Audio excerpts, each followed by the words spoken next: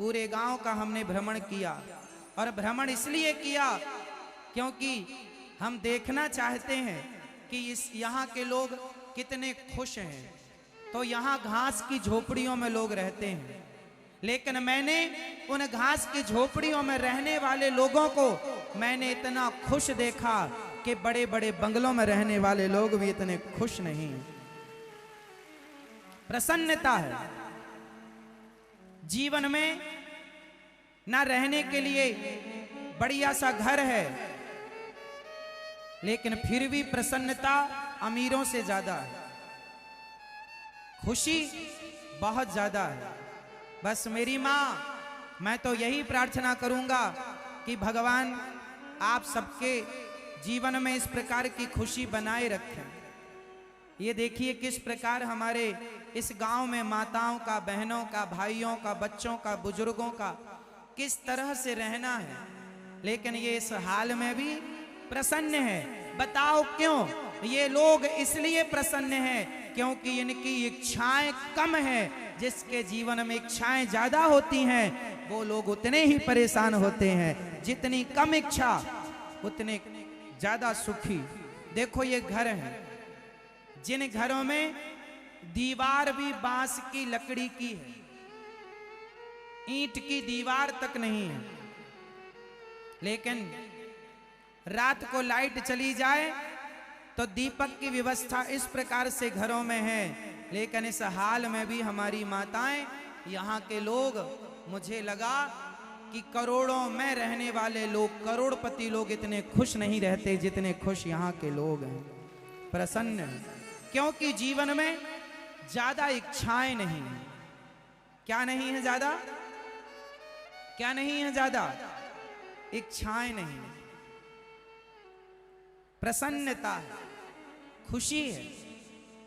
बस हम तो भगवान से चाहेंगे कि आप सदा यूं ही हंसते और मुस्कुराते रहें। पर मैं आप क्षेत्रवासियों से कहूंगा कि मेरे दोस्तों, ज्यादा से ज्यादा काम करो, ज्यादा से ज्यादा मेहनत करो, ज्यादा से ज्यादा पैसा कमाओ, और उस पैसे को कमाकर अपने बच्चों को अच्छे से अच्छा पढ़ाओ और अच्छे से अपने लिए घर बना लो।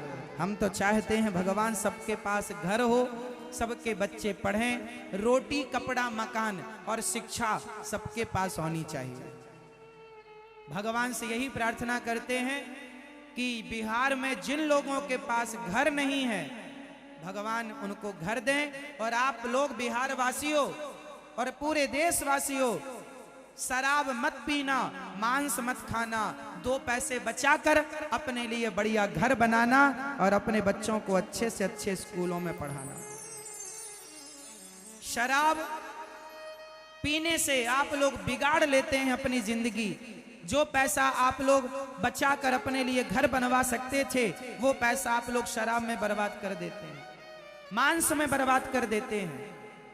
तुम्हारी पत्नी बेचारी, अच्छा पुरुष के साथ पत्नी पिसती है, स्त्रियां पिसती हैं। पुरुष तो शराब पी के कहीं पड़ा है गंदी नाली में, लेकिन उस स्त्री का कैसा गुजारा होता होगा बेचारी का, जिसके पास रहने को घर भी ना हो और पति शराबी हो। उन स्त्रियों का किस प्रकार गुजारा होता होगा।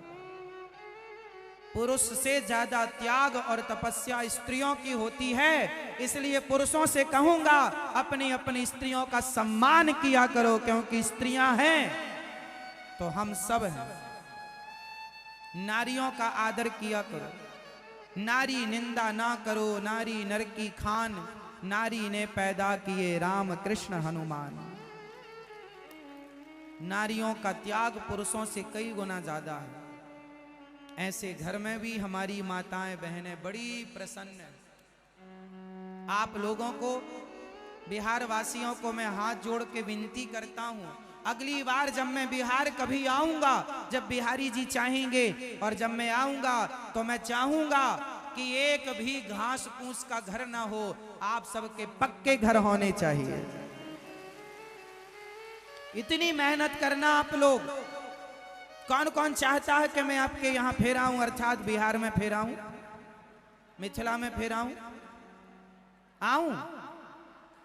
तो पहले आप सभी मिथिलावासी और पूरे बिहार वासियों से मेरी विनती है, आप लोग शराब पीना छोड़ दो, मांस खाना छोड़ दो और पैसा बचा बचा कर अपने लिए, अपने बच्चों के लिए, अपनी पत्नी की खुशी के लिए एक बढ़िया सा घर बनवाओ।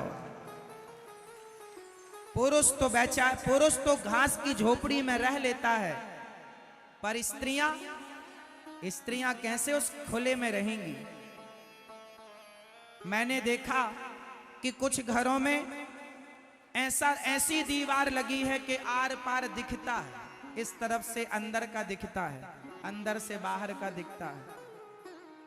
कम से कम आपकी दीवारें तो अच्छी हो, छत तो अच्छी हो।